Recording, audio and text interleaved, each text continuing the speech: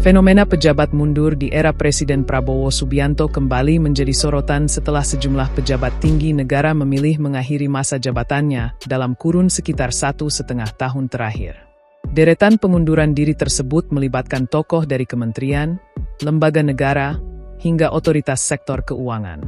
Berdasarkan catatan tribunnews.com, sedikitnya 9 pejabat telah mengundurkan diri sejak awal pemerintahan Prabowo. Nama-nama yang tercatat berasal dari Kabinet Merah Putih, Badan Gizi Nasional, BGN, Otoritas Jasa Keuangan, OJK, Bursa Efek Indonesia, BI, hingga Bank Indonesia, BI, yang merupakan Bank Sentral Indonesia. Mereka adalah 1. Satrio Sumantri Brojonegoro yang mundur sebagai Mendiktisaintek pada Februari 2025. 2. Hasan Nasbi yang mundur dari Kepala Kantor Komunikasi Kepresidenan, PCO, pada April 2025 meski kembali masuk di Kabinet Merah Putih sebagai penasihat khusus Presiden bidang komunikasi. 3. Dirilman Rahman yang mundur dari Direktur Utama PT Bursa Efek Indonesia, BI, pada 30 Januari 2026.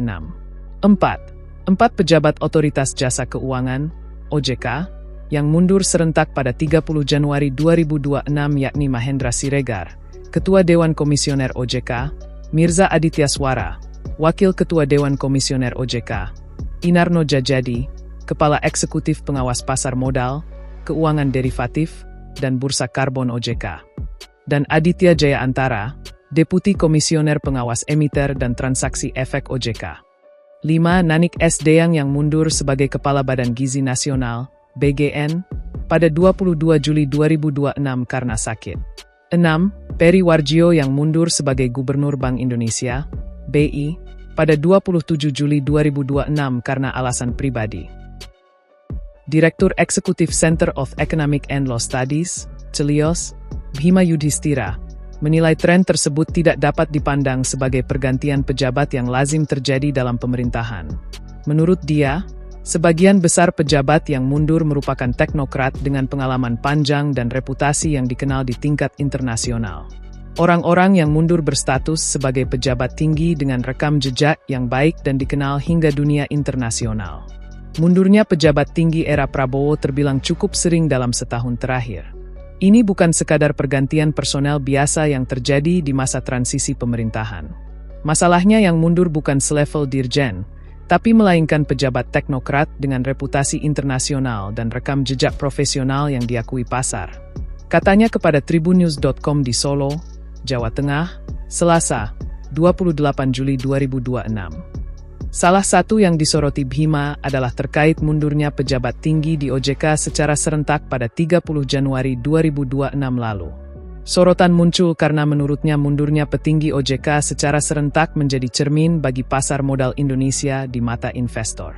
Bhima pun turut menyoroti soal mundurnya Peri Warjio sebagai Gubernur BI di tengah lesunya nilai tukar rupiah yang berada di level terendah sejak krisis 1998. Fenomena mundurnya pejabat tinggi di kedua lembaga tersebut dianggapnya sebagai sinyal bagi investor terkait adanya permasalahan serius di internal OJK dan BI. Ketika orang-orang yang paling memahami kompleksitas lembaga yang mereka pimpin memilih keluar, pasar membaca itu sebagai sinyal bahwa ada cerak di dalam internal lembaga negara, ujarnya. Dia juga menganggap bahwa mundurnya para pejabat tersebut menjadi sinyal bahwa ada permasalahan dalam kebijakan ekonomi di bawah kepemimpinan Prabowo. Bhima menilai Prabowo tidak mementingkan meritokrasi tetapi lebih kepada menonjolkan sisi politis semata. Meritokrasi adalah sistem atau prinsip yang menempatkan seseorang pada suatu posisi, jabatan, atau mendapatkan penghargaan berdasarkan kemampuan, merit, kompetensi, prestasi, dan kinerja, bukan karena hubungan keluarga, kekayaan, kedekatan politik, atau faktor non-kompetensi lainnya. Keluarnya teknokrat dan pejabat karir pertanda ekonomi komando Prabowo bukan berdasarkan meritokrasi tapi tekanan politik, tuturnya.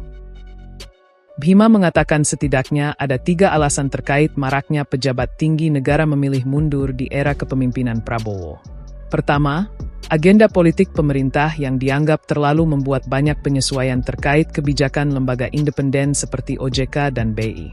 Ia mencontohkan dengan penyesuaian keuangan negara dengan program prioritas Prabowo yakni makan bergizi gratis, MBG, dan Koperasi Desa Merah Putih, KDMP, yang menyerap APBN begitu besar.